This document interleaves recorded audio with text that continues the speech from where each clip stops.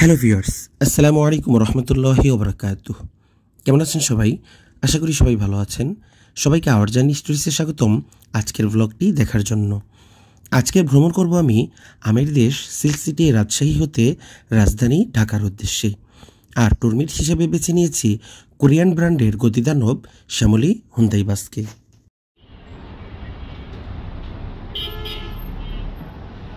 এটি একটি সিবিও কোরিয়ান বাস তথা কোরিয়া থেকে এই বাসটির বডি কমপ্লিট হয়েই আমাদের দেশে এসেছে।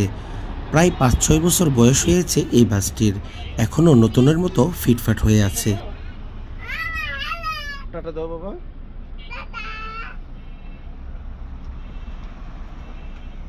বাসটির ইন্টেরিয়রও বেশ চমৎকার।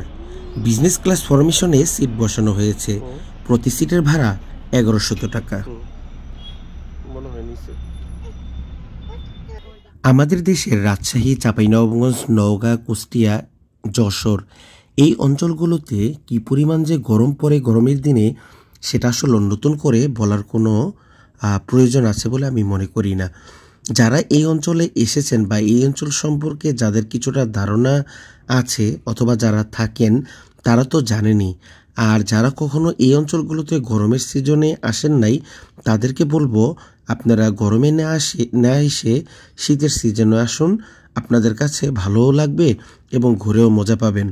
আমরাও ঘোরাঘুরি করেছি, কিন্তু গরমে খুবই বিরক্ত হয়ে পড়েছি, যেই কারণে রাত্রে ঢাকা ব্যাক করার জন্য এসি গাড়িরই টিকিট করে নিই এবং হুন্দাই বাসের টিকিট করি, যেন একটু ঘুমাতে ঘুমাতে আরামে যেন ঢাকাতে পৌঁছে যাই। রাজশাহী বাস কাউন্টার হতে আমাদের গাড়ি ছাড়ার সময় ছিল রাত 12:15টায়। তবে আমাদের গাড়িটি রাস্তায় একটু দেরি করে, যেহেতু আমাদের গাড়িটি চাঁপাইনবাবগঞ্জ থেকে রাজশাহী হয়ে ঢাকার উদ্দেশ্যে যাবে, তো আমাদের গাড়িটি জ্যামজটের কারণে একটু দেরিতে রাজশাহী পৌঁছায়। অতঃপর আধা ঘন্টা লেটে রাত 12:15টায় রাজশাহীর শেরইল বাস টার্মিনাল থেকে আমাদের গাড়িটি আমাদের সবাইকে নিয়ে ঢাকার উদ্দেশ্যে যাত্রা শুরু করে। শ্যামলী পরিবহনের সার্ভিস শুরু থেকেই আমাকে বারবার মুগ্ধ করছিল। তাদের কাউন্টার থেকে নিয়ে গাড়ির স্টাফ, সুপারভাইজার এবং ড্রাইভার তারা সকলেই যাত্রীবান্ধব ছিলেন। গাড়ি কাউন্টার থেকে ছাড়ার পূর্বেই সুপারভাইজার সাহেব সবাইকে একটি করে বোতল দিয়েছেন এবং একটি করে কম্বল দিয়েছেন সবার আরামের জন্য।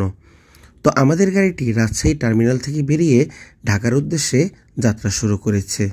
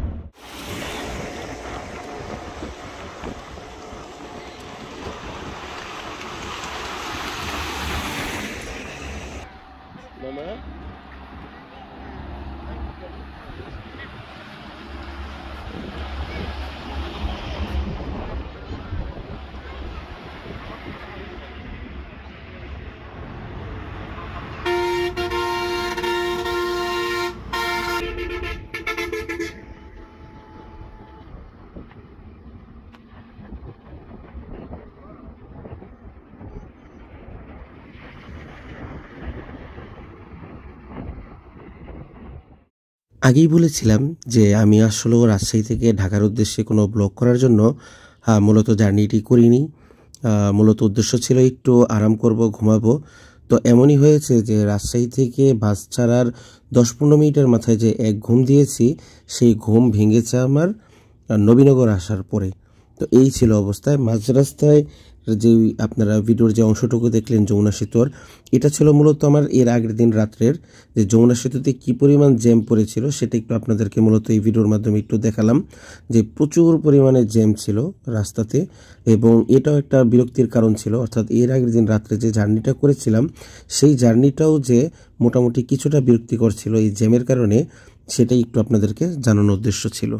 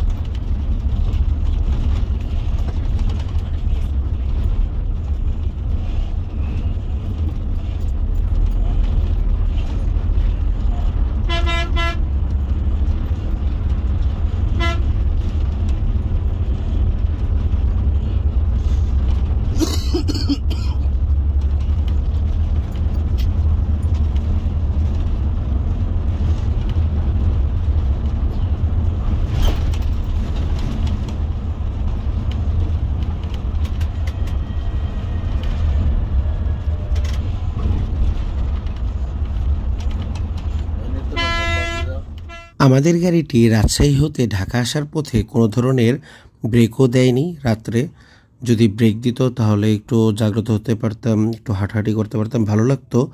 তো যাই হোক, হয়তো যাত্রীরা সবাই ঘুমিয়েছিলেন, এই জন্য আর ব্রেক দেননি, একটানে চলে এসেছেন। এটাও একটা ভালো দিক। মাত্র 5 ঘন্টার মধ্যে আমরা রাজশাহী হতে ঢাকা চলে আসলাম এবং আমরা আমাদের গন্তব্যের একদমই শেষ মুহূর্তে চলে এসেছি। আমরা নামবো সাভারের গেন্ডাতে।